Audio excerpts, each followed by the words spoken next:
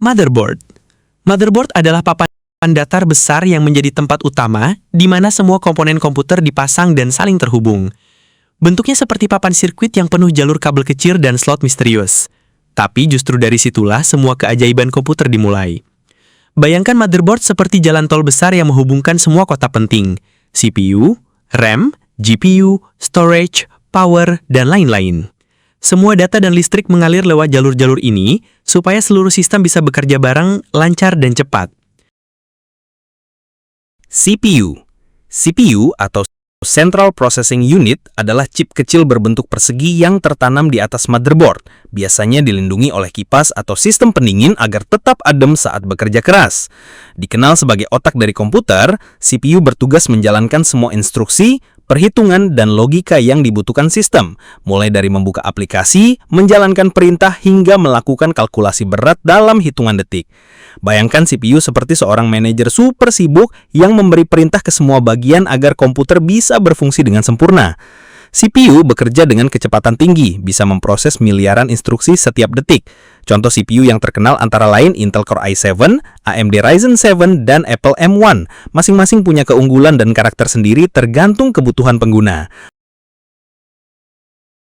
RAM atau Random Access Memory adalah stick panjang berwarna hijau biasanya yang dipasang di slot khusus di atas motherboard. Bayangkan RAM sebagai meja kerja untuk si CPU.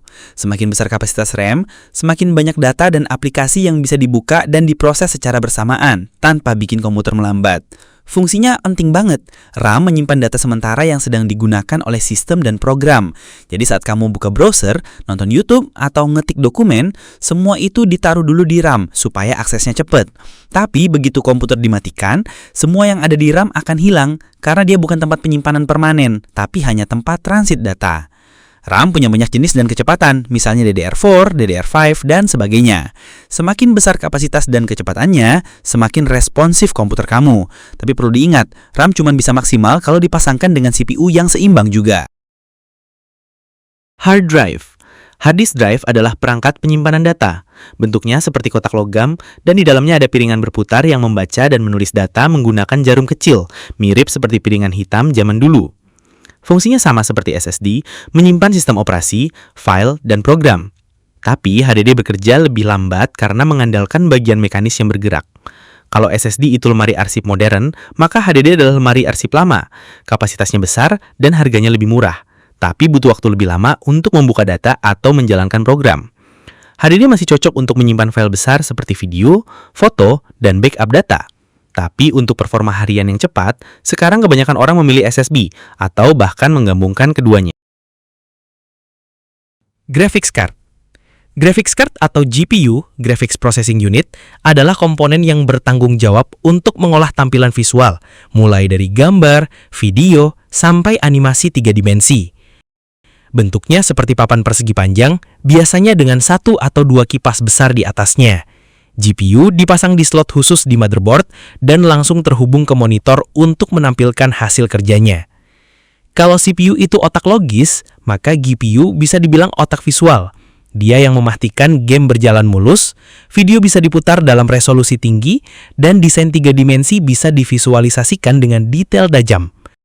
GPU adalah salah satu komponen paling mahal dalam komputer, terutama untuk seri kelas atas seperti Nvidia GeForce RTX atau AMD Radeon. Power Supply Unit. Power Supply Unit atau PSU adalah kotak yang mengatur dan menyalurkan listrik ke seluruh komponen komputer. Bayangkan PSU seperti jantung listrik dari komputer. Dia mengambil arus listrik dari stop kontak, lalu mengubah dan membagikannya ke motherboard, CPU, GPU, storage, dan lain-lain sesuai kebutuhan masing-masing. Tanpa PSU, komputer nggak bisa menyala sama sekali. Dan kalau PSU-nya bermasalah, bisa bikin komponen lain ikut rusak.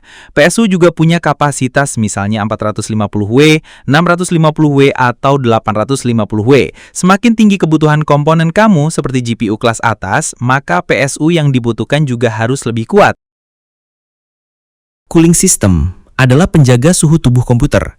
Tugasnya sederhana, tapi sangat vital. Mendinginkan komponen-komponen penting seperti CPU, GPU, dan komponen lain yang mudah panas. Ada 2 jenis utama, kipas pendingin, air cooling, Ini paling umum, bentuknya seperti baling-baling kecil yang dipasang di atas prosesor atau di dalam casing. Pendingin cair, liquid cooling, pakai cairan khusus dan pipa, biasanya dipilih buat PC high performance atau gaming ekstrim. Bayangkan cooling system seperti kipas angin dan AC buat komputer. Tanpa pendingin yang baik, komponen bisa cepat panas, performa menurun, bahkan bisa rusak. PC case atau casing komputer adalah rumah untuk semua komponen yang kita bahas tadi.